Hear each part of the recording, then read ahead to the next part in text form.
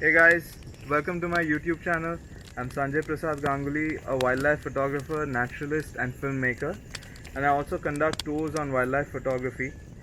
You can find all my works and the updates to the tours in the link to my Instagram channel that I've given in the description box. So please do check that out.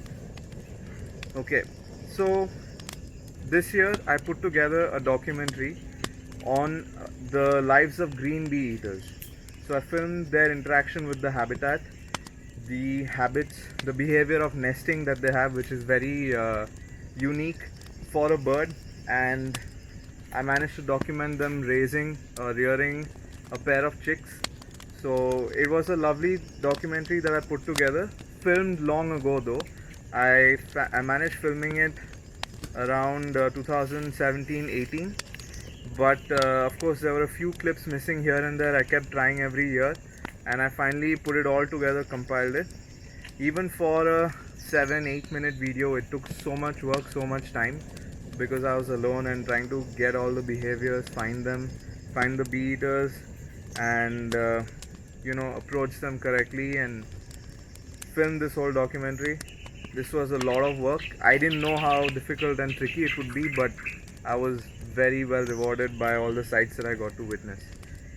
Anyway, so without further chit chatting, let me take you guys to the same habitat where I filmed this bird, and yeah, I'll show you guys how I filmed the certain general behaviors, a few unique unique behaviors as well. I have some videos of them sunbathing, of the bee eaters building the nests and the chicks inside the nest. So I'll show you guys how I filmed those things, and yeah, hope you guys enjoy that. And by the way, the link to that video, the little short documentary, it's called Becoming Hunters. So that is also, that video link also will be left in the description box. So please do check that out before, or just give it a pause, give this video a pause, check that video out and come back over here.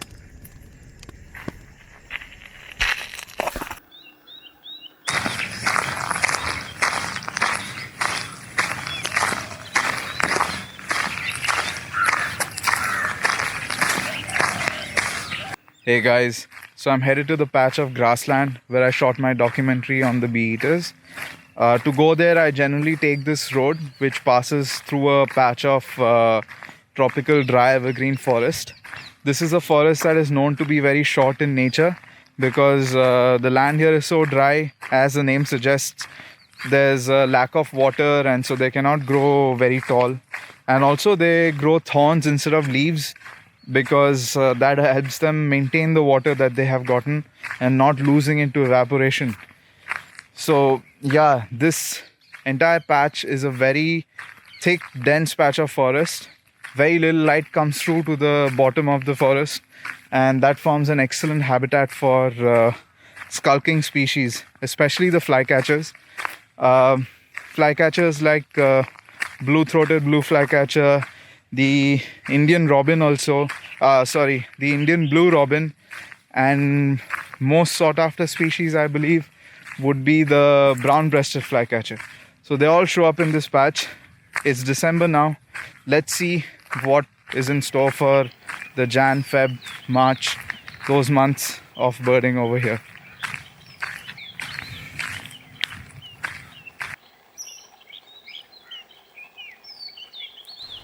Hey guys, so I'm here at the spot where I filmed the documentary on the bee eaters. Currently there aren't any bee eaters calling, not the green bee eaters at least. Blue-tailed bee eaters, I heard a couple of them on the way on my walk over here. But yeah, let me show you guys this area.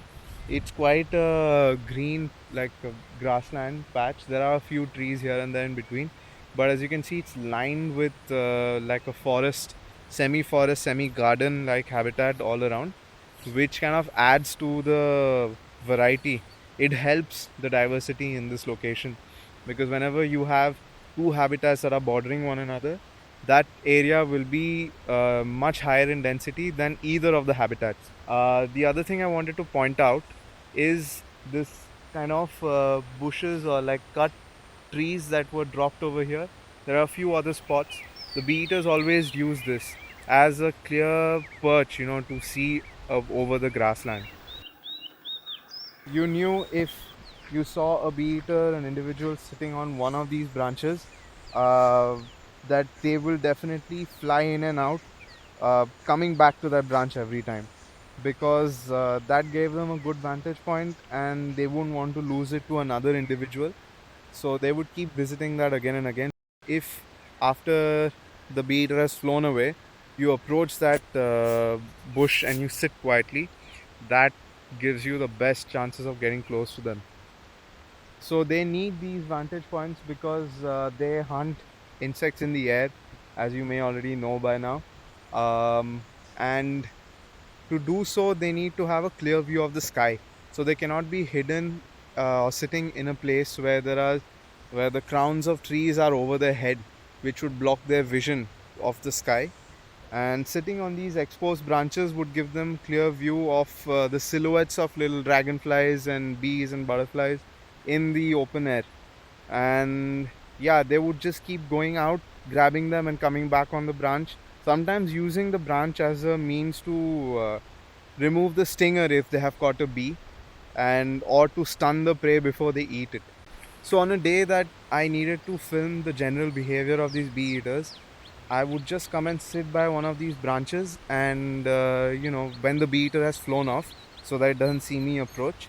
And sooner or later, one individual or the other will come and sit by that branch, allow me to get super close shots and videos of the birds.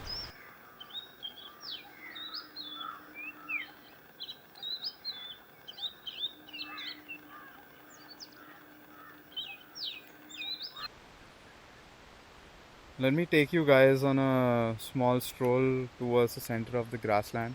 This patch of grassland over here. It's a slightly different one. I wouldn't do this normally because the grass, as you can see, is fairly high and it may hide snakes like rustlers or saw-scale vipers, and you don't want to startle them and get bit in the process. This time I found this narrow path that I can just walk on, and yeah, so I can see where I'm stepping and I would be able to avoid any sort of drama. And another reason actually being that you never know if some bird like lapwings or something have laid eggs over here, so you don't want to walk out or bring a vehicle out, which is even worse, and crush those eggs. So yeah, these are some of the reasons why I don't, and I would recommend you don't walk out into a grassland or in a habitat where you cannot really see where your next foot is going to be or where your vehicle is going to go.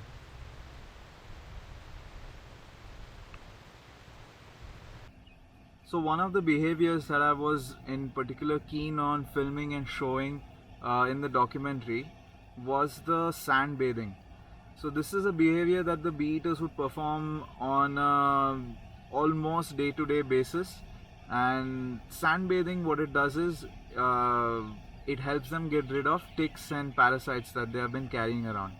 So the way they do it is they first pick a patch of sand, be it an individual patch or a sandy road like the one that's passing by through this habitat, and they come down onto it all together. Sometimes there's an individual or two that keep an eye out, because this is a behavior that makes them very vulnerable.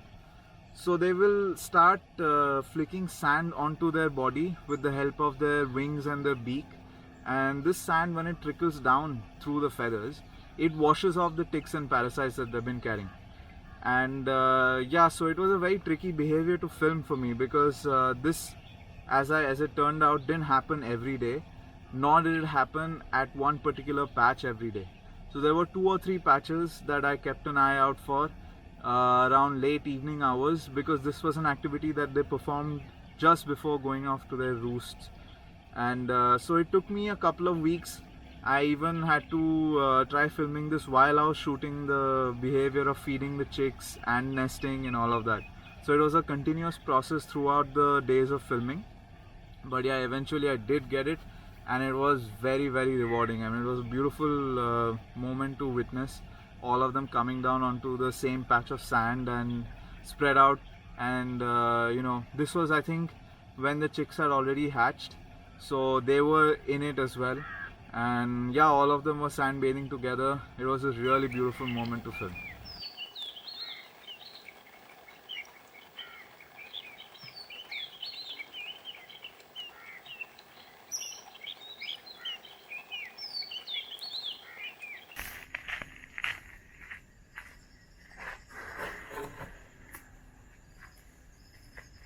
So I feel horrible that I have to come back to this spot to film the behavior and show you guys the behind the scenes of how I film the nesting behavior. And the reason for that being that the entire habitat, the landscape there has completely changed from the time that I had filmed that whole sequence. And it's been over the past 2 years actually that the drastic change has happened. A lot of farmhouses, farmlands have come up, and people have completely denuded the place of grassland, of forest, of everything. Along with that, they have taken up the empty patches that didn't have grass or trees, which allowed the bee eaters to nest in them. So the reason being, bee eaters are birds that nest in the ground horizontally into a sand wall. So they need a very unique kind of habitat to be able to make their unique nests. And that entire thing has vanished now, so I'm not able to show you guys exactly the patch where I filmed them. But yeah, you can get an idea of the kind of wall or sand wall they would be nesting in from this.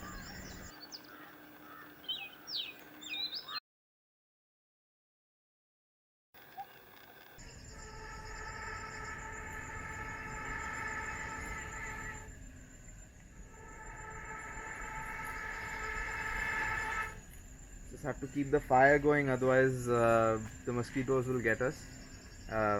Anyway, so yeah.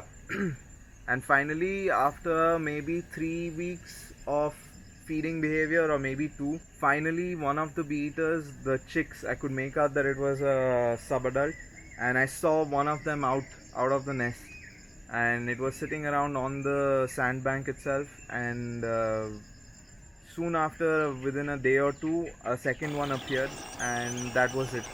Like, then began the phase of the adults training the young bee eaters in catching insects, and taking flight also.